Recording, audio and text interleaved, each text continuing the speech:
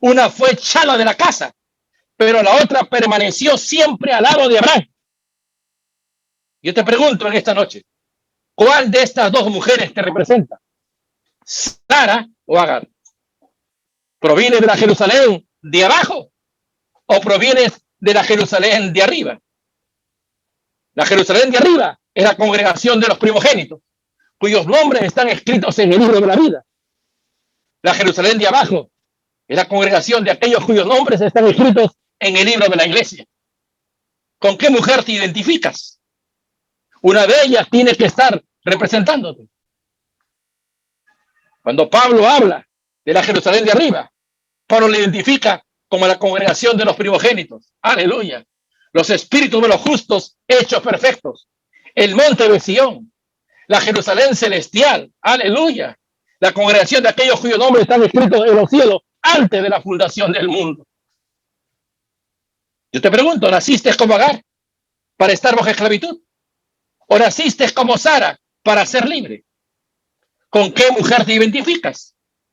¿Bajo qué nacimiento te encuentras? ¿Bajo el nacimiento natural que te lleva a esclavitud? ¿O bajo el nacimiento sobrenatural que te hace totalmente libre? Sara nació libre. Agar nació esclava. ¿Qué clase de hijos estás dando a luz? Agar la esclava dio a luz a Ismael. Y Sara la libre dio a luz al hijo de la promesa, a Isaac. La esclava trajo a luz a un ser indómito, salvaje, llamado Ismael. Aleluya. Pero Sara, la libre, trajo al mundo al hijo de la promesa. Un hijo obediente y sumiso a la voluntad del Padre. Ese fue Isaac. Yo te pregunto en esta mañana, ¿eres de la esclava o eres de la libre? La Jerusalén de abajo tiene preceptos que perecen y esclavizan al hombre. Pero la Jerusalén de arriba tiene un evangelio eterno que permanece para siempre y te hace totalmente libre. Una te lleva a un sistema religioso que no puede dar vida. La otra, en cambio, te hace parte de un cuerpo vivo donde fluye el Espíritu Santo. ¿Bajo qué pacto te encuentras? ¿Bajo un pacto eterno sellado con juramento divino? ¿O bajo un pacto que perece con el paso del tiempo? La Jerusalén de abajo provee de un sistema religioso que te llena de temor y esclaviza al hombre. Pero la Jerusalén de arriba provee de un pacto eterno. ¿Bajo qué pacto te gustaría estar? ¿Bajo el pacto de Sara o bajo el pacto de Agar? El pacto de Agar se basa en obras, pero el pacto de Sara se basa en elección divina. Aleluya. ¿Con qué mujer te identificas? Agar tuvo como destino final el desierto, pero Sara tuvo como destino la casa de Abraham. Hay dos destinos, uno al lado de Dios y otro separado de Dios. Uno en la casa del Padre y otro fuera de la casa del Padre. ¿Con qué mujer te identificas? Una de ellas tiene que estar representándote. Recuerda la historia de Agar y Sara. Son una alegoría, dijo el apóstol Pablo. Ambas mujeres están representando simbólicamente a dos grupos de gente con pactos diferentes. Y hoy, con la ayuda del Señor, iremos desarrollando estos pensamientos. Y espero que descubramos si Sara nos representa o Agar nos representa. Fijémonos por un momento en el origen de ambas mujeres. Agar provenía de Egipto, un tipo del mundo, de donde ella fue tomada como esclava por Abraham. En cambio, Sara era un atributo divino. Ella vino por elección para cumplir con un propósito divino. Sara tipifica al grupo de creyentes que viene de arriba, aleluya, de la Jerusalén celestial, elegido y predestinado por Dios para cumplir con los propósitos divinos. Eso fue lo que dijo Pablo en el libro de Hebreos. Pablo llamó a la congregación de los primogénitos la Jerusalén celestial, el monte de Sión, los espíritus de los justos hechos perfectos, cuyos nombres fueron escritos en los cielos antes de la fundación del mundo. Agar tipifica el grupo de creyentes que proviene de abajo, que nace por voluntad humana y deseo humano, cuyos propósitos son enteramente terrenales y carnales. Son muy religiosos, ciertamente, pero no tienen el germen de vida predestinado que proviene de la mente eterna de Dios. Yo te pregunto en esta noche, ¿a cuál grupo perteneces? ¿A la Jerusalén de arriba o a la Jerusalén de abajo? ¿Cuál es tu origen? ¿De dónde provienes? Jesús sabía de dónde provenía. Él dijo, Padre, glorifícame al lado tuyo con aquella gloria que tuve contigo antes que el mundo fuera. Juan 17, verso 5. Jesús sabía que había venido de Dios. Sí, Señor. Él estaba lleno de la gloria divina juntamente con el Padre antes que este mundo fuera. ¿Y qué de usted, hermano? Se ha preguntado, ¿dónde usted se hallaba antes que el mundo visible fuera creado? ¿Será acaso que usted vino a existencia cuando sus padres se conocieron y se unieron? Dios le hizo esta pregunta a Job. ¿Dónde estabas tú, Job, cuando yo fundaba la tierra? Házmelo saber si tienes inteligencia. ¿Sobre qué están fundadas sus bases? ¿O quién puso su piedra angular cuando alababan todas las estrellas del alba y se regocijaban todos los hijos de Dios? Job 38, verso 4 al 7. Capte eso, hermano. Juntamente con la pregunta, el Señor le da también la respuesta a Job. Allí estaban los hijos de Dios regocijándose cuando el mundo visible estaba siendo creado. Esto muestra que antes del mundo visible ya existía el mundo invisible. No vaya usted a pensar que el mundo visible fue lo primero, de ninguna manera. Lo invisible vino primero y lo visible vino después. Hay dos Jerusalén, la Jerusalén de arriba y la Jerusalén de abajo. La Jerusalén de arriba es invisible y está formada por todos los atributos de Dios expresados teofánicamente. La Jerusalén de abajo es terrenal y visible y está formada por todos aquellos que son parte de un sistema religioso terrenal. Muchos tienen su Jerusalén terrenal, pero no son ciudadanos de la Jerusalén celestial. Y yo pregunto, ¿de qué vale tener una iglesia terrenal si no se es parte de la iglesia mística, conocida y predestinada por Dios antes de la fundación del mundo? Nada en contra de tener una iglesia terrenal, eso está bien.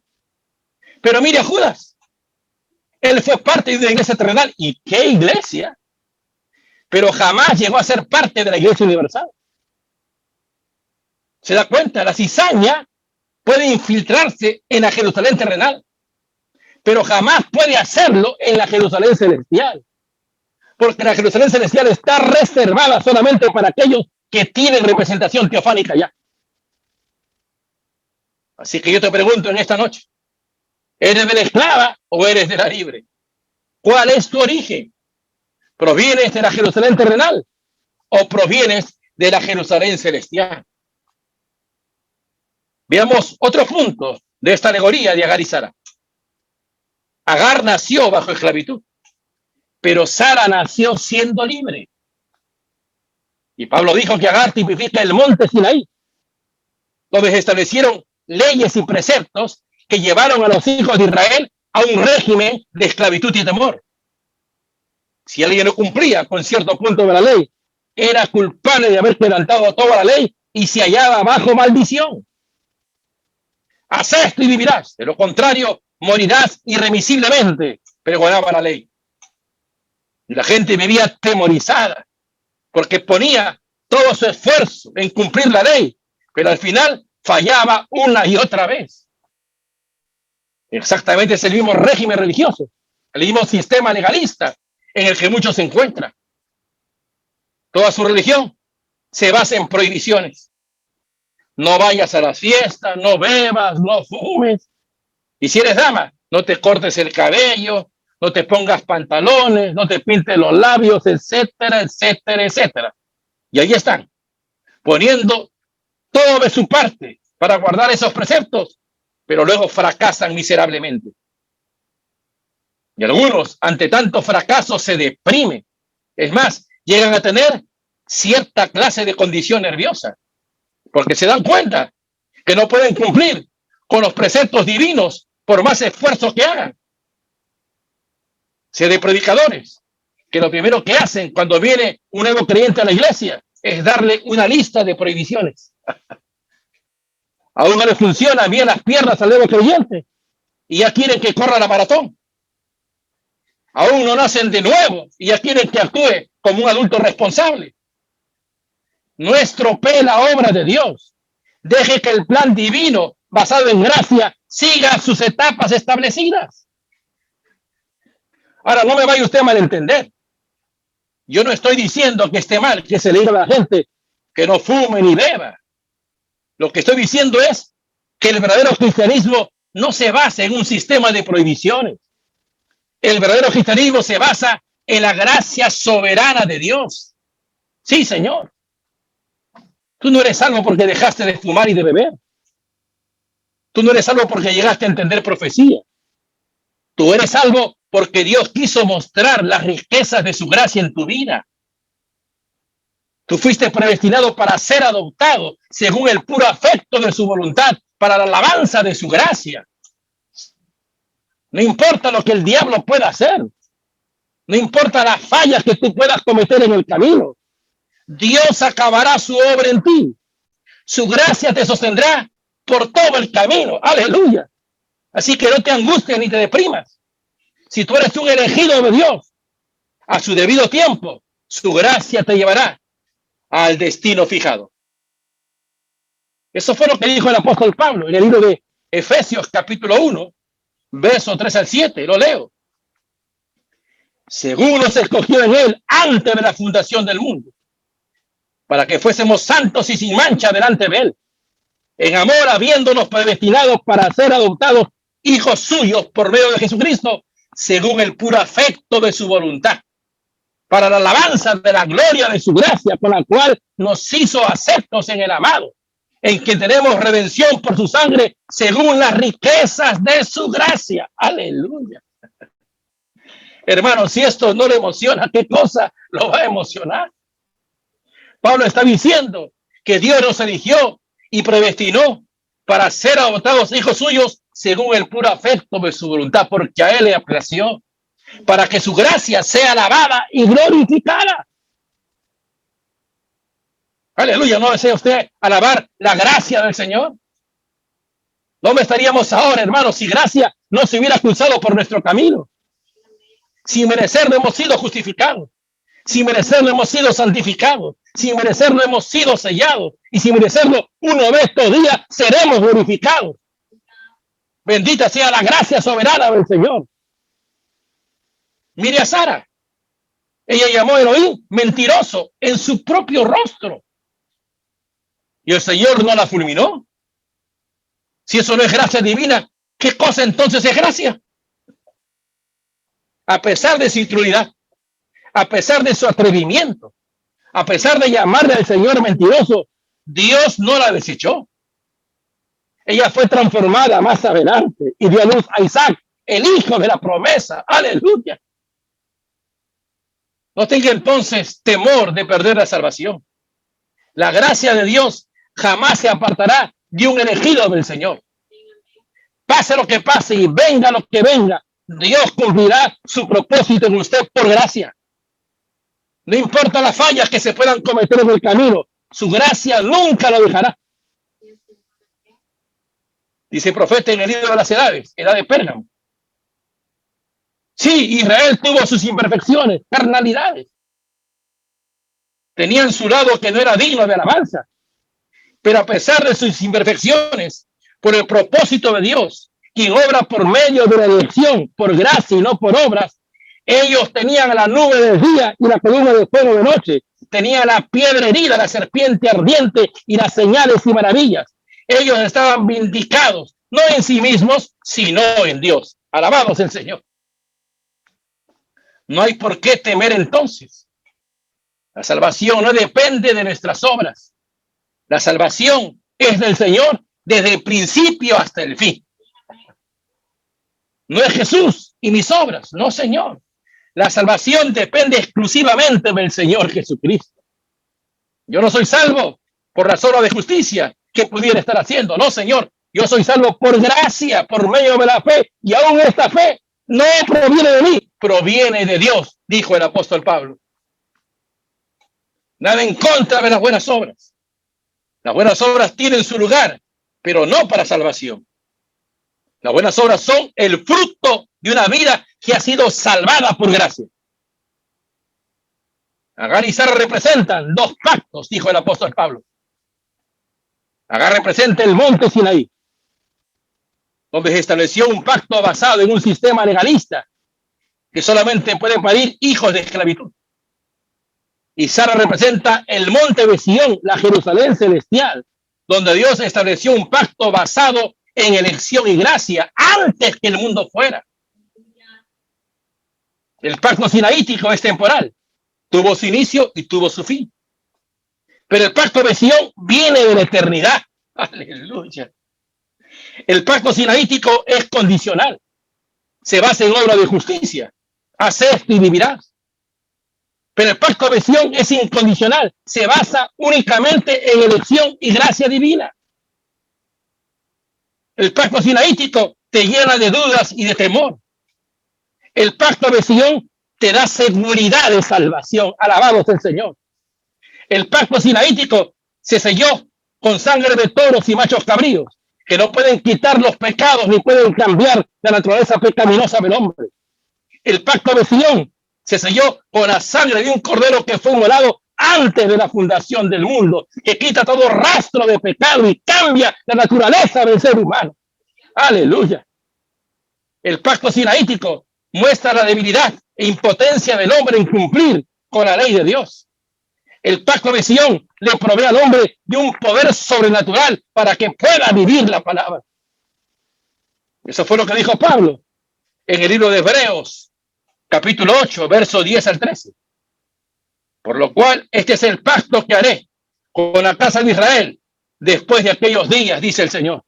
Pondré mis leyes en la mente de ellos y sobre su corazón las escribiré. Y seré a ellos por Dios y ellos me serán a mí por pueblo. Y ninguno enseñará a su prójimo, ni ninguno a su hermano diciendo, conoce al Señor, porque todos me conocerán, desde el menor hasta el mayor de ellos.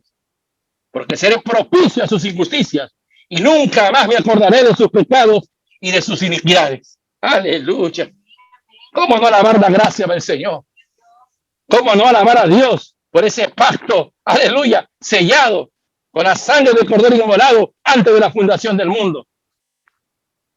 Yo te pregunto en esta noche, hermano, ¿bajo qué pacto quieres estar?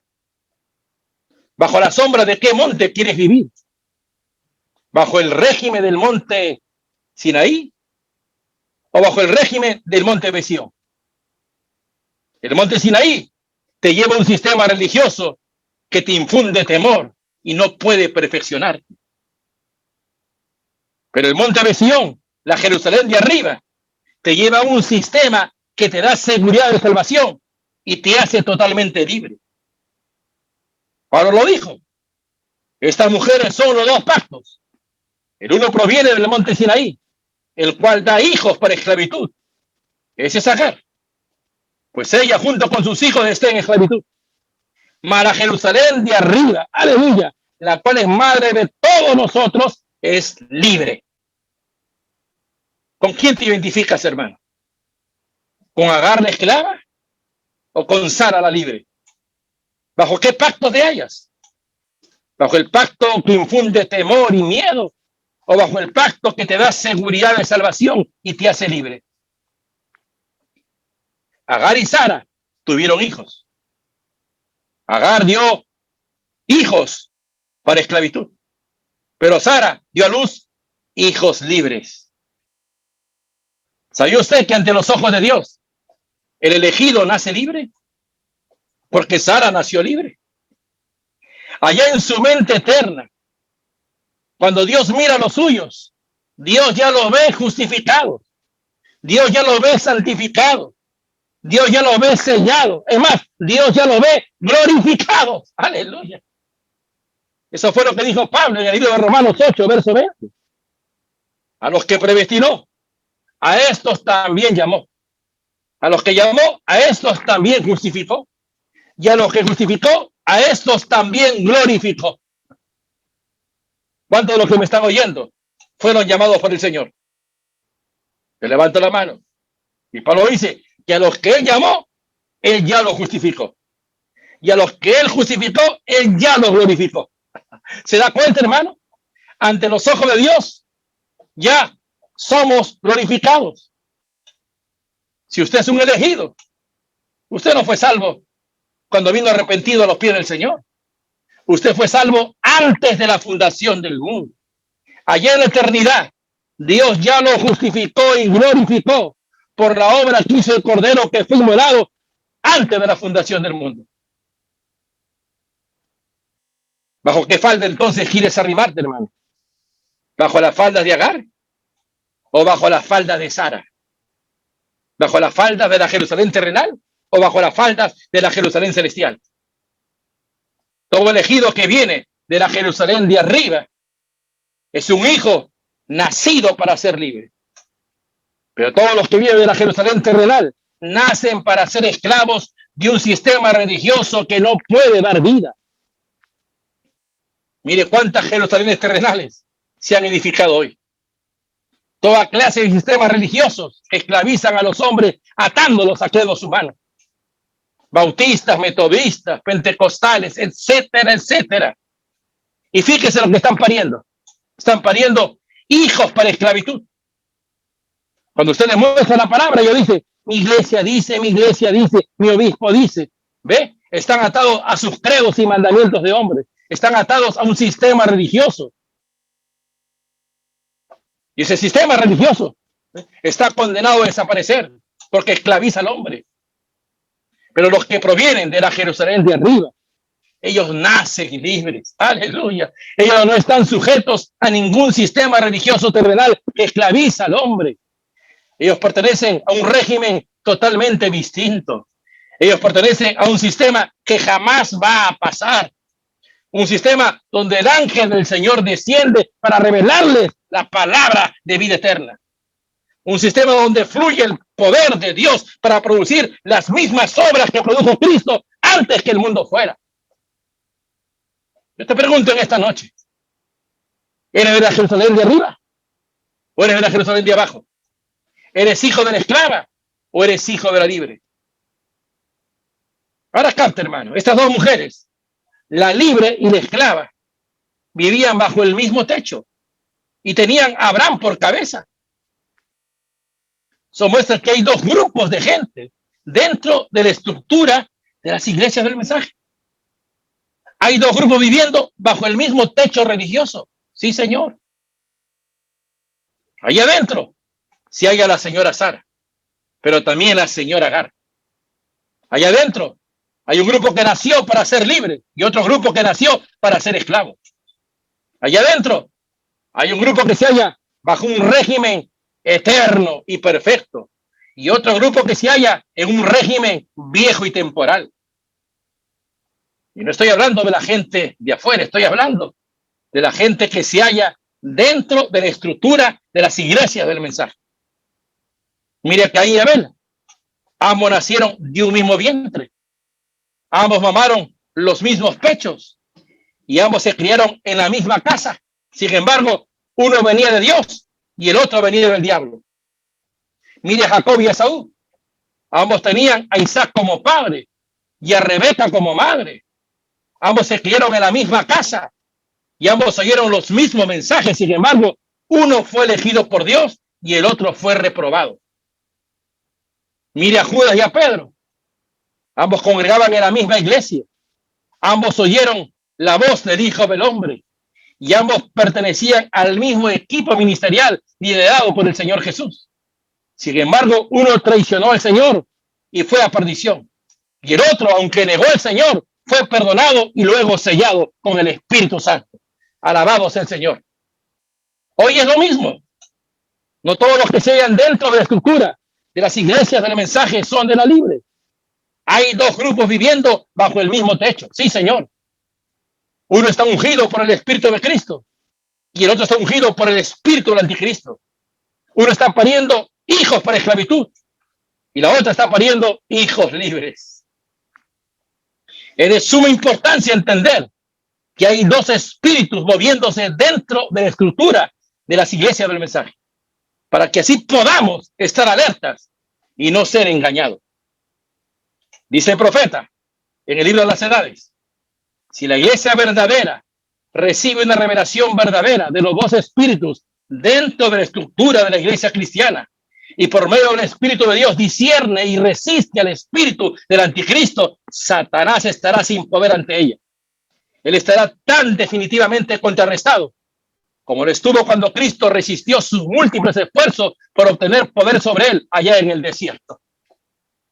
Capte eso, hermano. El profeta está llamándonos a discernir y resistir al espíritu del anticristo que sigue operando dentro de la iglesia. Y solamente hay una manera de detectar ese espíritu y resistirlo: por la palabra de Dios. Jesús usó la palabra para resistir al diablo y vencerlo allá en el desierto. Cada vez que el diablo venía, Jesús le dijo: escrito está, escrito está, escrito está. Aleluya. Siendo el Mesías, Jesús no tomó otra cosa sino la palabra para resistir al diablo y echarlo fuera. Y eso no ha cambiado hoy. Solamente hay una manera de resistir al diablo y vencerlo: usando la palabra, tomando la palabra y reflejándolo al diablo. Mire cuántas voces se oyen por doquier. No solamente allá afuera, sino adentro. Cientos de voces oyéndose en los púlpitos de las iglesias del mensaje. Y no hay otra manera de discernir sino tomando la palabra. En cierta ocasión oí a un predicador decir: no hay tal cosa como una experiencia pentecostal en la novia Omega. Eso ya terminó cuando vino el mensaje. Y si eso fuera cierto, entonces ¿por qué el profeta dijo en el libro de las Edades, Edad de Esmirna? Si la iglesia es la iglesia verdadera, entonces tendrá el mismo espíritu y la misma palabra y las mismas obras que tuvieron en el día de Pentecostés. En cuanto a experiencia, será una iglesia pentecostal y hablará en lenguas, interpretaciones, profecías y sanidades. Dios estará en medio de ella y se declarará en medio de ella como siempre lo ha hecho. Aleluya. ¿A quién le voy a creer entonces? ¿A un teólogo del mensaje? ¿O a lo que dijo un profeta vindicado por Dios? Entiende, hermano. Hasta que Dios deje de llamar, el mensaje y el poder de Pentecostés no cesará. Ahora yo pregunto, ¿bajo qué autoridad estaba Agar y Sara? Ambas estaban bajo la autoridad de Abraham. Abraham era el profeta de ambas mujeres.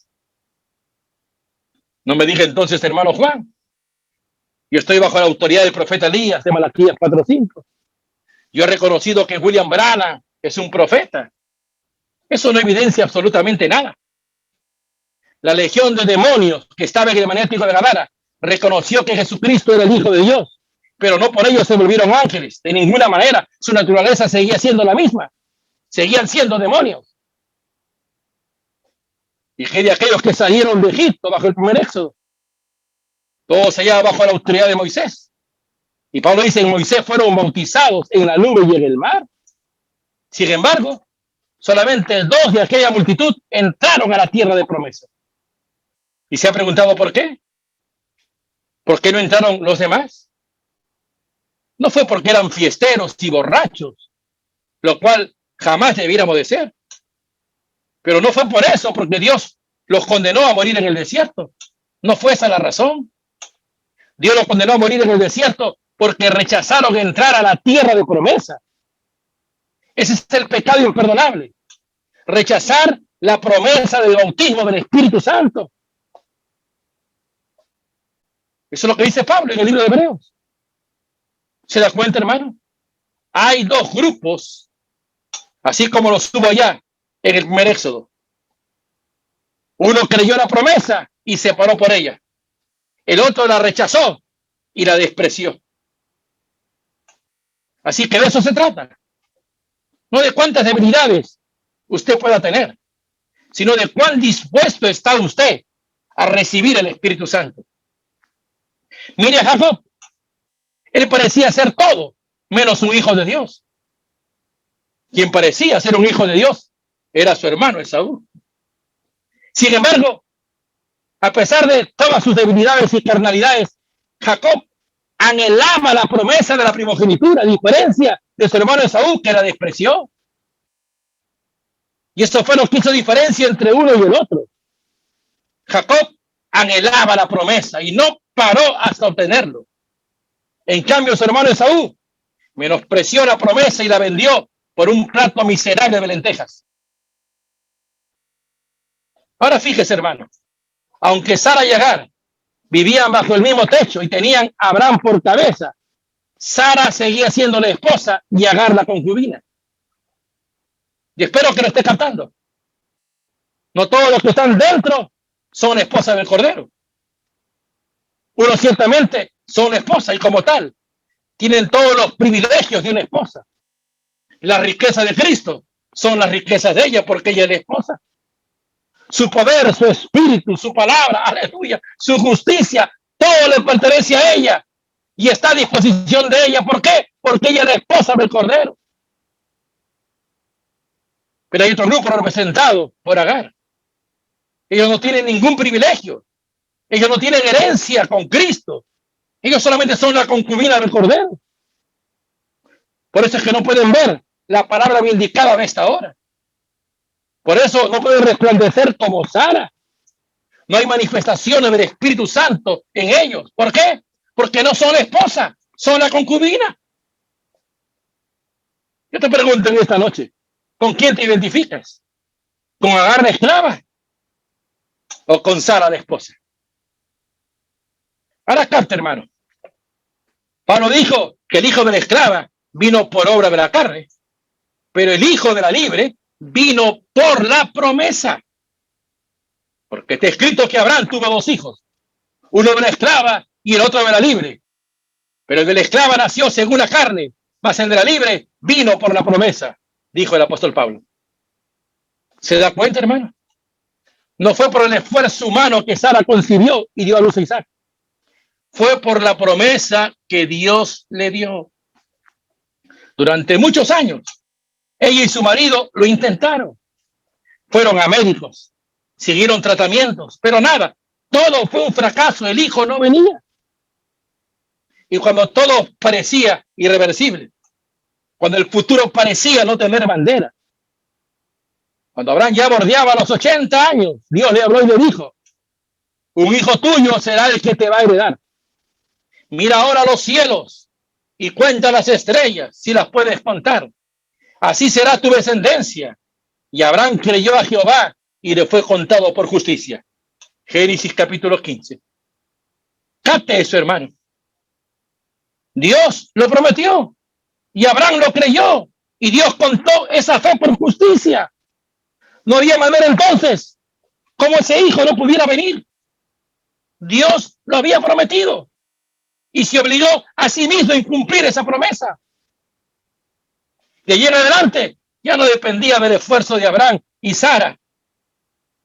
No importaba cuánto más viejos se pudieran poner. No importaba si pasaban 50 años o 100 años más. El hijo tenía que venir porque Dios lo había prometido. Yo puedo decir lo mismo en esta noche. No importa cuánto más viejo me ponga. No importa si pasan 50 o 100 años más. No importa los errores que pueda cometer más adelante. Yo sé que Dios cumplirá su promesa. El hijo prometido tiene que venir. Un día de estos llegaremos a perfección. Un día de estos llegaremos a la cima de la pirámide.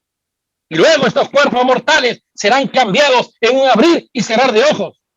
Porque es necesario, dijo Pablo, que esto corruptible se vista de incorrupción y esto mortal se vista de inmortalidad. Los hijos de Dios tienen que manifestarse. Dios lo ha prometido. Y aquí estamos con Abraham y Sara, esperando ver cumplida esa promesa en nosotros. No sabemos ciertamente el día y la hora, pero sabemos que este es el tiempo cuando los hijos de Dios serán manifestados. Pablo dijo a la final trompeta porque se tocará la trompeta. Y estamos viviendo en ese tiempo. El apóstol Juan dijo: amados, ahora somos hijos de Dios y aún no se ha manifestado lo que hemos de ser. Pero sabemos que cuando Él se manifieste, seremos semejantes a Él porque le veremos tal como Él es. Primera de Juan 3, verso 2. Capte bien lo que está diciendo el apóstol Juan. Él no está diciendo que aún no somos hijos de Dios.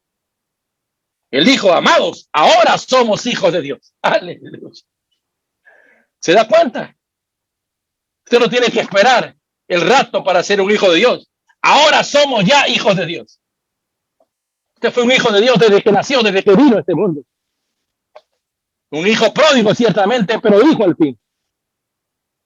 Sin embargo, dijo el apóstol Juan, aunque somos hijos, aún no se manifiesta todo lo que hemos de ser. Si no, mire al hombre de afuera. Mírese en el espejo. Ya no es el mismo de cuando tenía 18 años. Este hombre de afuera se cansa. Este hombre de afuera se enferma, envejece, tiene deseos pecaminosos. Y mira el hombre de adentro. Todavía nos enojamos. Todavía hablamos mentiras. Todavía hablamos mal del prójimo. Pero Dios ha prometido que llegaremos a ser como Cristo es. Esa es la promesa. Llegaremos a tener la misma estatura de perfección que tuvo Cristo. Llegaremos a tener un cuerpo semejante al que tuvo Cristo cuando se levantó de entre los muertos. Un cuerpo glorificado. ¿Cuándo? ¿Cuándo? El apóstol Juan dijo, cuando Él se manifieste. Y esa no es la venida física. Esa es la aparición del Señor. Ese es el descenso del ángel fuerte. Aleluya. Es Cristo descendiendo teofánicamente para preparar un pueblo digno de llevar su nombre. Ese es el tiempo que nos ha tocado vivir. El tiempo cuando Dios está preparando un pueblo. Aleluya. El tiempo cuando Dios está empezando a cumplir su promesa. Aleluya.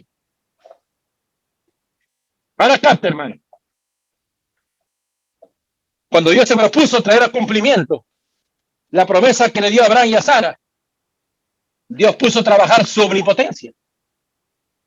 Porque Sara tenía como 90 años y jamás había podido parir un hijo porque era estéril. Intentaron cientos de veces que Isaac viniera, pero todo fue inútil. No estaban en condiciones de traer al hijo prometido.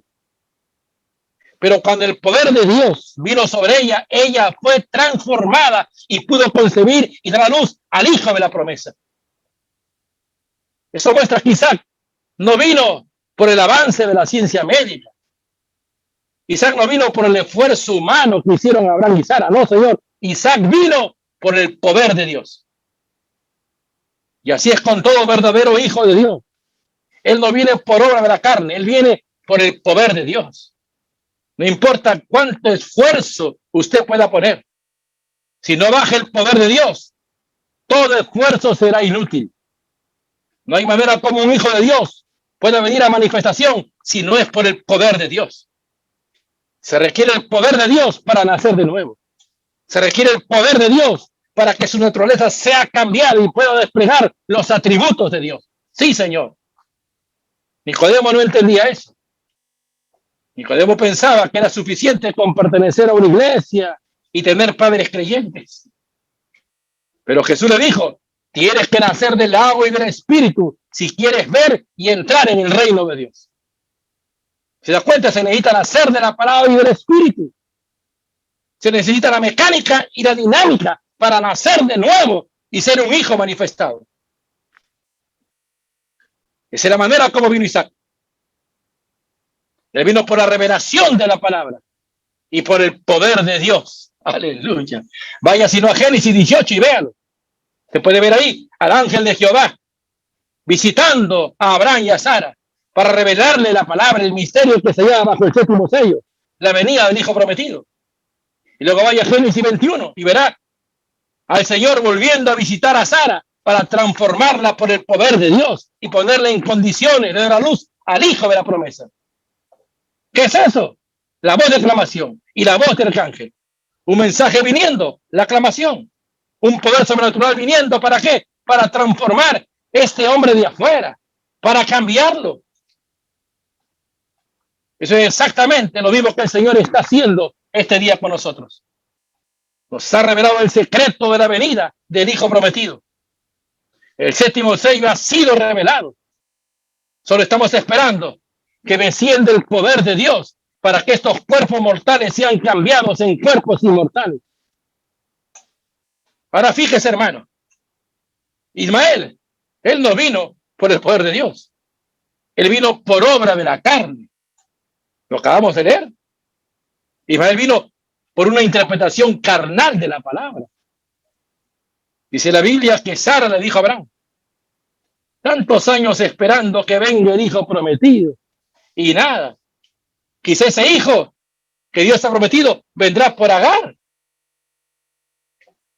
Imagino a Abraham decirle a Sara, qué tremenda revelación has tenido, mujer. ¿Cómo no pude haberlo captado antes? Abraham se comió la doctrina carnal, la supuesta revelación que tuvo Sara. Y entonces se juntó con Agar y el resultado fue Ismael. Siempre es así. Las interpretaciones carnales de la palabra siempre dan como resultado ismaelitas, creyentes salvajes, creyentes contenciosos, personificadores de lo genuino, cuatreros que siempre están buscando robarle las ovejas a los hijos de Israel. Exactamente lo mismo que Ismael. Mire a su alrededor, hermano. Mire cuántas iglesias están pariendo ismaelitas por doquier, cientos de miles. ¿Por qué? Porque han interpretado carnalmente la palabra. Y todo lo que viene de la carne, todo lo que viene del razonamiento carnal de la palabra, siempre da como resultado ismaelitas. Jesús lo dijo, lo que es nacido de la carne, carne es. Pero lo que es nacido del espíritu, espíritu es. Tienes que nacer del agua y del espíritu. Yo te pregunto entonces en esta noche, ¿eres de la esclava o eres de la libre? ¿Has venido a manifestación por el poder de Dios? ¿O eres el resultado de una interpretación carnal de la palabra? Que Dios tenga misericordia de nosotros. Aún tengo muchos puntos más, pero vamos a dejarlo aquí. Y eso será una excusa para que el hermano Eric me vuelva a invitar. Inclinemos el rostro y oremos. Señor mi Dios, te estamos agradecidos por tu palabra, Señor. Ciertamente ella nos reprende, Señor, nos corrige, pero también nos alienta, Señor. Nos anima, Padre, nos perfecciona. Yo te pido que tu Espíritu Santo, Señor, aleluya, pueda haber usado este pequeño mensaje, Señor, para que tu pueblo pueda reconocer que se halla bajo un pacto eterno sellado con la sangre de un cordero que fue inmolado antes de la fundación del mundo. Sí, Señor, que tu Espíritu Santo, aleluya, pueda grabar en los corazones de tus hijos que todo ha venido por gracia, Señor, que no hay cosa que pudiéramos hacer que pudiera, Señor, hacernos salvos. Ha sido tu gracia, Señor. Como tu siervo, nuestro hermano Branham dijo, hablando de Jacob, que él simboliza la gracia. Porque ciertamente él no parecía ser un hijo tuyo, Señor. Pero tu gracia, Padre, se manifestó con él. Ahí estabas tú, Señor, con tu gracia, aun cuando él dejó la tierra de promesa, tu gracia no lo abandonó. Tu gracia lo guardó y lo trajo de vuelta a la tierra de promesa. Y te agradecemos por eso, Señor. Porque aun cuando estábamos en el mundo separados, alejados de tu palabra, ahí estaba tu gracia guardándonos, Señor. Y esa gracia fue, Padre, la que nos justificó, la que nos santificó, la que nos selló y la que un día de estos nos va a glorificar. Y si hubiera alguna persona, oh Señor, y que la palabra ha estado golpeando, yo te pido, Señor, si hay un germen de vida en él, que ese germen de vida se manifieste, que se arrepienta, Señor,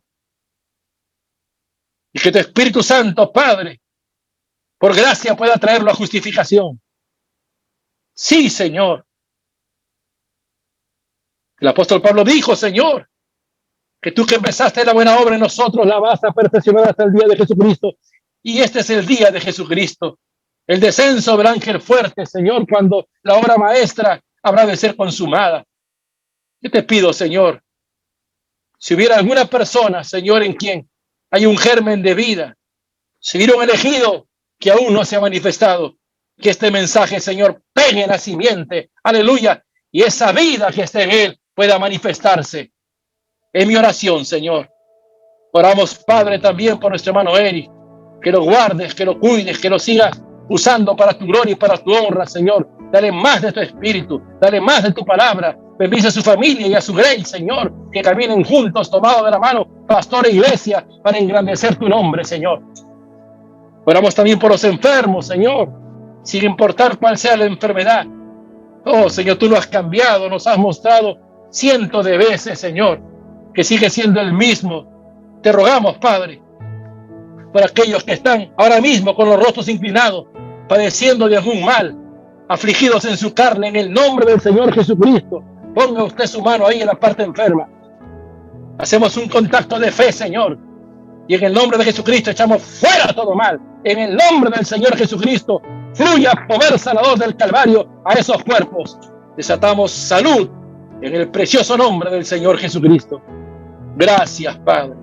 Gracias, Señor. Oramos en el precioso nombre de nuestro amado Señor y Salvador Jesucristo. Amén. Amén.